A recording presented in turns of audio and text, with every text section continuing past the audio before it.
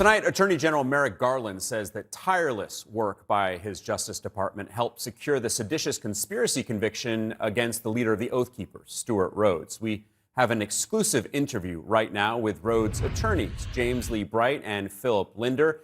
CNN's Sarah Seidner is also back with me to take part in this conversation. Thank you both for joining us this evening. James, I want to start with you. You have said this was a fair trial, that government prosecutors, quote, took us to task, which is quite honest. So how significant do you think it is that Rhodes was found guilty of seditious conspiracy, a rare conviction? It is a rare conviction. Thank you for having us. I really appreciate it. I do overall believe that we got a fair trial. I think the jury stayed out 3 days. And as you had a guest previously this evening detailed, they kind of came back with a very interesting selection of not guilty verdicts and guilty verdicts. I think that shows the attention to detail that they had and the attention that they gave to the verdicts and the trial itself. The government did take us to task. This was a brutal trial for all parties, long, extensive, lots of evidence. And, one person I want to compliment is Judge Mehta, incredibly intelligent man, and I loved his tone and demeanor in the courtroom and how he ran the courtroom.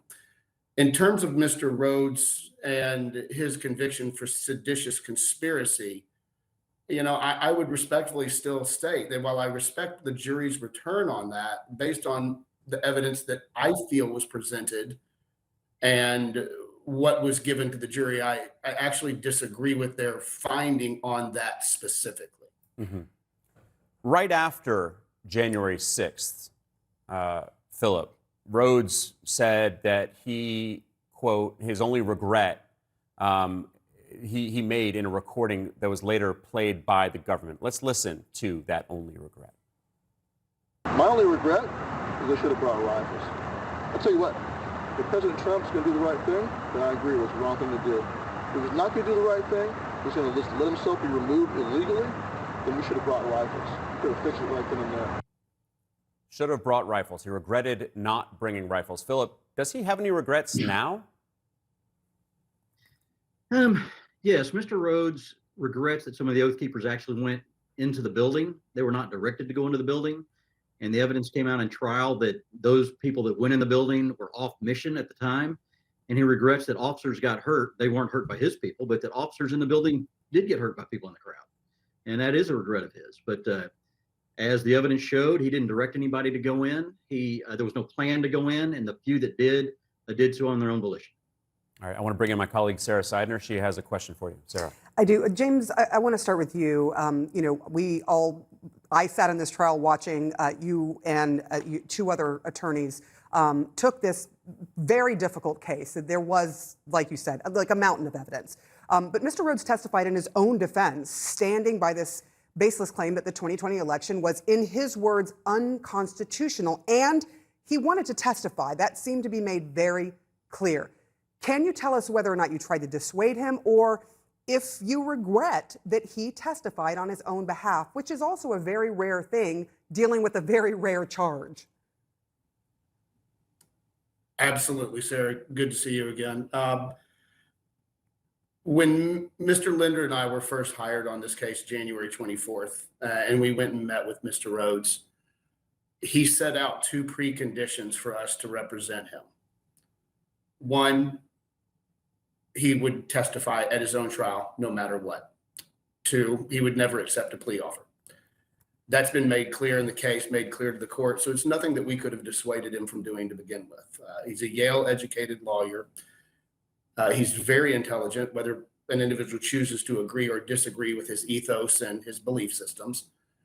And we did, with that kind of client, what was necessary. We admonished him thoroughly as to the pros and the cons, legally and strategy-wise, regarding waiving the Fifth Amendment and testifying. So if in his case, it was never an option. It was not something that we were going to be able to keep him from doing. In terms of the unconstitutional nature of the election, Mr. Rhodes has done an enormous amount of research, and he'll point you to Article 2 of the Constitution, that requires the legislatures of each of the 50 states to approve modifications of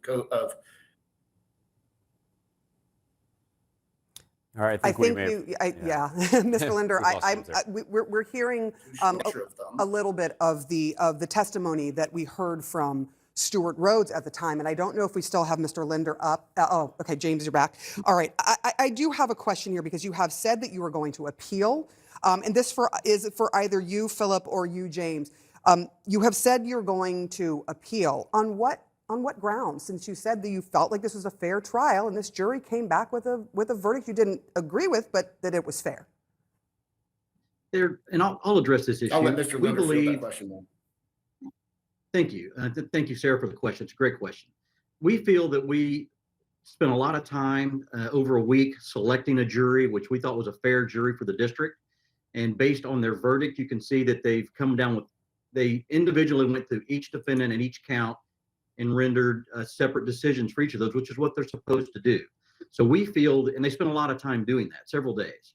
So we feel that we got a fair trial in that respect. However, as you know, and as you watched, there were things that the government presented in evidence that we objected to, which we feel shouldn't have come into evidence. There were things that we wanted to present that Judge Mehta, even though I think did a fabulous job, he prevented us from presenting to the jury. So the jury didn't get everything they needed to get to really weigh everything. They got a lot of evidence, as you saw, they got tons, but there were things that they were prevented from seeing from us, and particular witnesses that we wanted to present that we were unable to. So based on that, we don't think that part is fair. Well, it was a remarkable trial. Thank you both for joining us tonight. Thank you for your honesty. James Lee Bright, Philip Linder, and of course, my brilliant colleague, Sarah Seidner.